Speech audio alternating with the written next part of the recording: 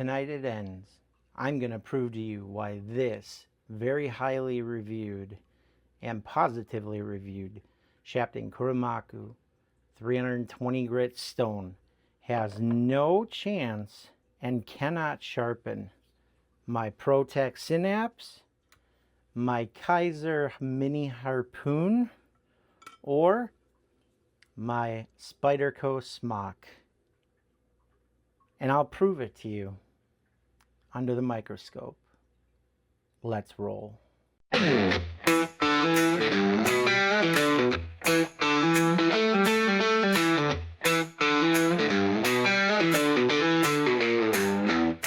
Welcome back to the channel.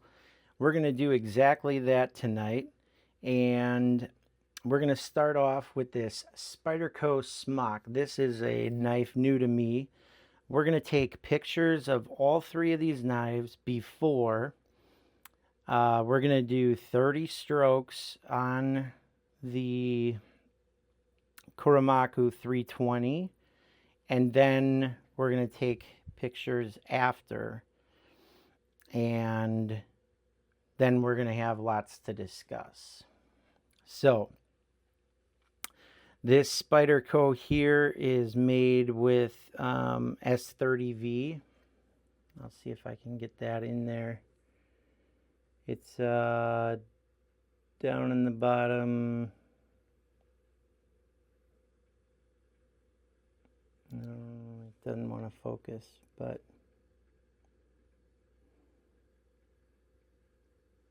S30V. So 30 strokes. Here we go. Let's add a little more water.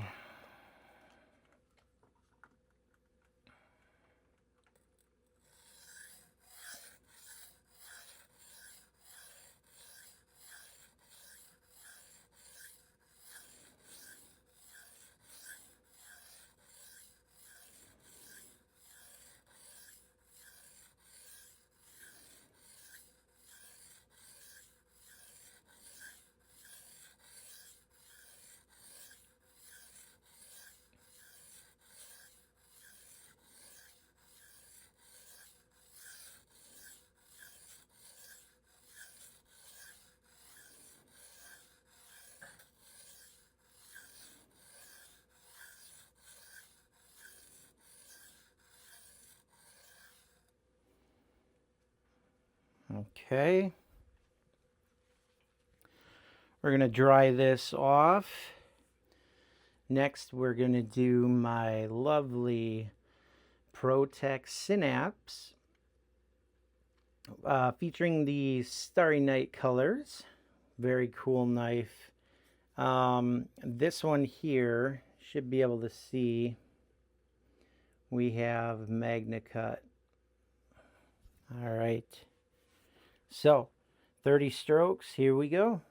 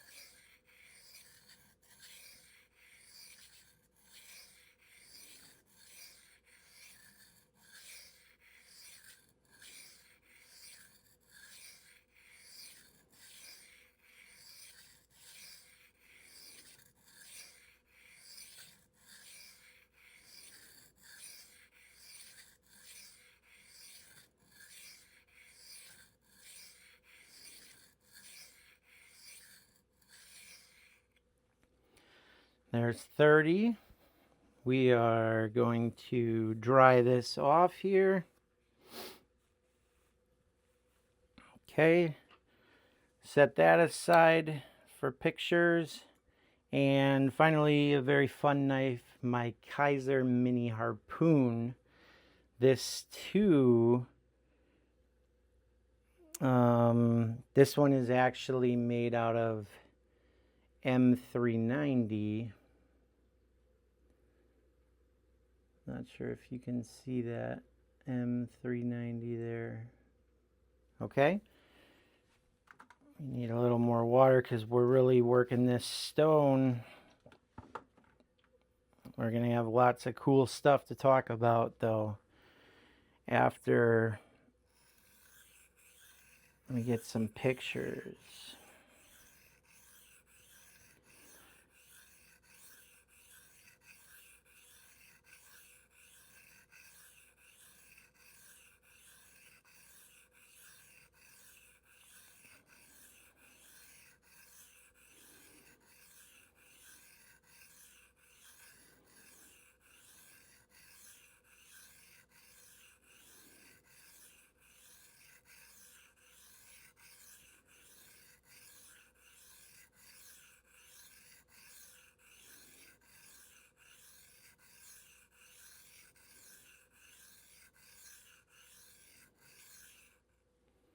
There's 30.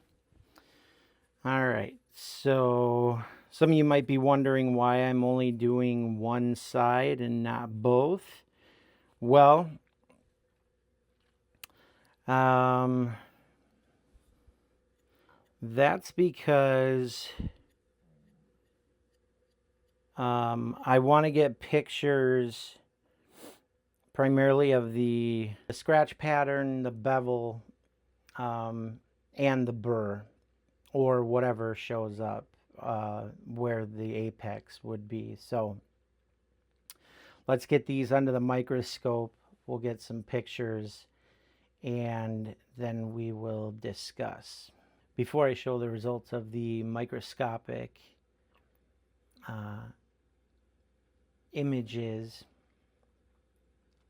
I want to have a discussion, and it's going to be a little bit technical, but I think that it's really going to help illuminate what the situation is and why I'm doing this particular video. So I'm in my home office now editing and just needed to get some facts, some knowledge out regarding the hardness of different materials that we're going to be using. So aluminum oxide has been shown to be able to sharpen steel up to the high 60 HRC, like 68 HRC. So I've got a MagnaCut knife that has an HRC of 63 to 64, and then I've got a SV30 that has a 58 to 61 HRC only, and then the Kaiser is M390, and that's got a HRC of 60 to 62. So theoretically, the aluminum oxide should be able to sharpen all three of these knives without problem. However, there is a different hardness rating scale called the Vickers hardness, and that scale it allows you to measure the hardness of basically anything that's solid, whereas the Rockwell hardness scale is specific to steel. Pump the brakes, Dan, you know better. The HRC scale is not specific to steel. However, it uses different scales for different materials, and that's where it gets confusing. When measuring different materials, the scales don't align. And so these super steels have something that are called carbides in them. You've probably heard that term. Carbides are anything that have, so a carbide is anything that has carbon bonded to another atom. And so some common ones in super steels are a molybdenum carbon or carbide, niobium carbides and vanadium carbides, tungsten carbides, okay? So these three metals here have different variations of these carbides mixed throughout the steel. And so if we can't use an HRC to measure these carbides, then we've got to use the Vickers hardness scale. And there we can measure the Vickers hardness of aluminum oxide, which it turns out is 2000 HV. It stands for hardness Vickers, is the unit. 2000 for aluminum oxide. Something like tungsten has an HV of 2600. Niobium also has an HV of 2600. And vanadium has an HV of 2800. Well, it just so turns out that M390 steel, which we sharpened or attempted to, S30V, and MagnaCut all have 4% vanadium. M390 has 0.6% tungsten, and MagnaCut has, in addition to the 4% vanadium, it has 2% niobium. So now we have these carbides to deal with, and these carbides, again, 2600, 2800, are harder than the aluminum oxide. And so that's going to give us what I will explain in the microscopic pictures, those results. So yes, it can sharpen steel that is up to, say, 68. Aluminum oxide can sharpen a steel with a high HRC, but that's only if it's steel without carbides. And here's where things are really interesting. CBN. I've used CBN, cubic boron nitride, wheels before on my Tormek. I've used those on super steel, no problem. CBN has an HV between 4,000 and 4,500. So it has no problem dealing with carbides. And guess what has an even higher HV? Diamonds. Diamonds have an HV of 10,000. That means there's nothing that's going to get in the way. So let's take a look at the pictures and see what the results are and if they match what I've just gone over. So here's the Protect Snap Sharp. This is the hardest of the knives at a HRC of 62 to 64.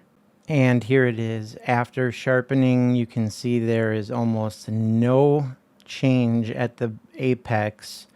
Definitely no burr. Minimal change. This is the Kaiser Mini Harpoon Sharp with a clean bevel, M390 HRC 60 to 62.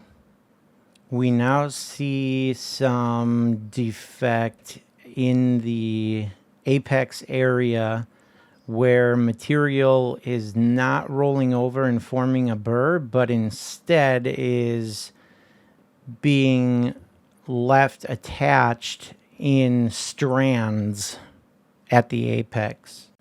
And look at that crisp factory edge on my Spyderco smock, but this is the softest of the three knives with an HRC of 58 to 61. And sweet baby Jesus, what happened to the apex? That is metal being torn off at the apex. That is not a burr. That is not what a burr should look like, period. So what did we prove? We proved that aluminum oxide is incapable of effectively sharpening MagnaCut S30V, M390, and I wouldn't doubt all the other super steels that have niobium or vanadium or tungsten carbides in them. What's happening is when the aluminum oxide encounters the steel, the iron in the steel, it can erode and abrade that. But mixed throughout, scattered throughout the steel matrix are the carbides. And so when it hits one of those, it can't eliminate that. And it goes on and it leaves the carbides there and some of the steel attached to it, which is what all those little spiky little finger looking attachments at the apex, that's what we saw under the microscope. And so it's like the carbides are acting like rebar in concrete. It's reinforcing the steel, and so you're only going to be able to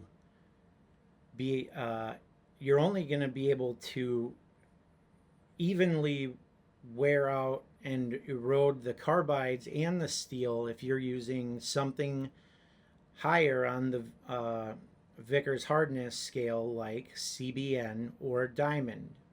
So I hope that makes sense. I want to thank you so much for hanging out with me tonight, letting me work through all of this knowledge. And I hope you learned something too for when you get to your next sharpening. Oh yeah, and one last thing. What am I going to do with the knives now? Well, I need to fix them on diamond stones, but don't worry, I've done this before. I wanted to show that this is a repeatable kind of experiment. This has happened before with further testing. This is not just a one-off. This isn't the first time that I've done this, and I've been able to pretty easily repair the knives, get them back to a beautiful, crisp apex without any burr, and have them hair whittling sharp. So the knives will be just fine. Don't forget to click the subscribe button. That means more to me than you know. Also, like the video if you did, and share this content with anybody that you think might find it interesting. Have a good night, a good day wherever you are. Damn for all, out.